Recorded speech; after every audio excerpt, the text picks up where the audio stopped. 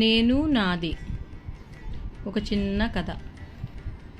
ఒక రాజు ఓ జ్ఞాని వద్దకు వెళ్ళి, నేను ప్రశాంతంగా ఉండలేకపోతున్నాను అన్నాడు. నువ్వు నీ బాధ్యతలు సరిగ్గా నిర్వర్తించడం లేదా అని అడిగారు ఆ జ్ఞాని. మా రాజ్యానికి శత్రుభయం లేదు, దొంగల భయం లేదు. మా రాజ్యంలో పన్నులు తక్కువే, న్యాయ వ్యవస్థ కూడా చాలా బాగుంది. ఎక్కడా ఎవరికీ అన్యాయం జరగదు. ప్రజలందరూ ఆనందంగా ఉంటున్నారు. కానీ నాకే ప్రశాంతత లేదు. నేనేం చేయాలి అని రాజు ప్రశ్నించాడు. సరే, నీ బాధ అర్థమైంది. నేను ఒకటి చెప్తాను, అలా చెయ్యి. నీ రాజ్యాన్ని నాకు ఇచ్చేసేయ్ అన్నారు ఆ జ్ఞాని. అంతకన్నా ఇంకేం కావాలి, తీసుకోండి, ఈ క్షణమే ఇచ్చేస్తున్నాను నా రాజ్యాన్ని అని చెప్పాడు రాజు. సరే, నాకు ఇచ్చావు, నువ్వేం చేస్తావు అని జ్ఞాని అడిగారు. నేను ఎక్కడికైనా వెళ్ళి అక్కడ ఏదో ఒక పని చేసుకుంటూ బతుకుతాను అన్నాడు రాజు. ఎక్కడికో వెళ్ళడం ఎందుకు, ఇక్కడే నా వద్దే నా ప్రతినిధిగా ఉండి నువ్వు చేయవలసిన పనులు చెయ్యి. ఎందుకంటే నీకు పరిపాలన తెలుసు, చెయ్యగల సమర్థుడివి. ఓ ఏడాది తర్వాత వచ్చి లెక్కలు వగైరా చూస్తాను అని చెప్పారు జ్ఞాని.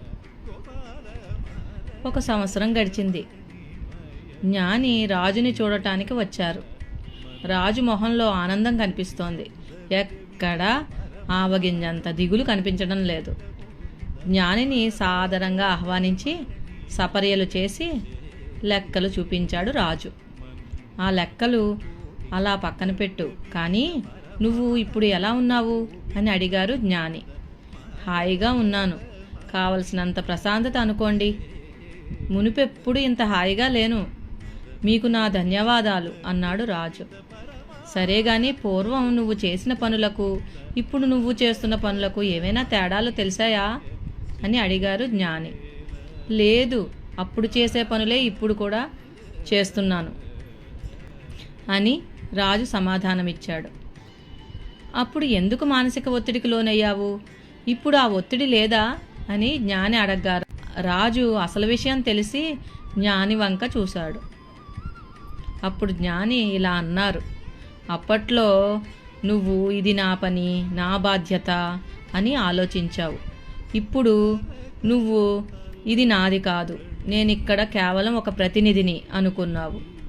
ఆ మనసే అన్నింటికీ మూలం. నేను అనే ఆలోచన వచ్చేటప్పుడల్లా అన్ని ఒత్తిడులు, సమస్యలు నీ చుట్టూ సుడులు తిరుగుతూ ఉంటాయి.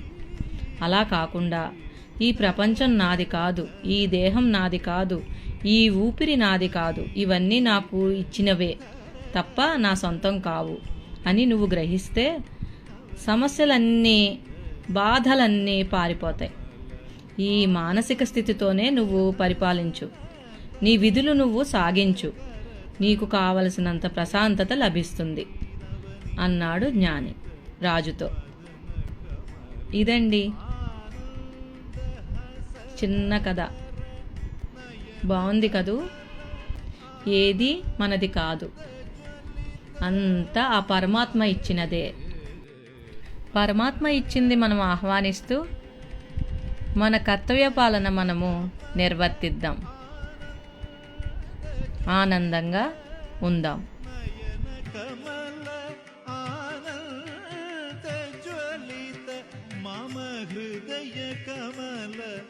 నిరంతర జగన్నాథ తాం తగిట తగ తగది మిరి సనిద తజను సరి మగరి దసరి మపా.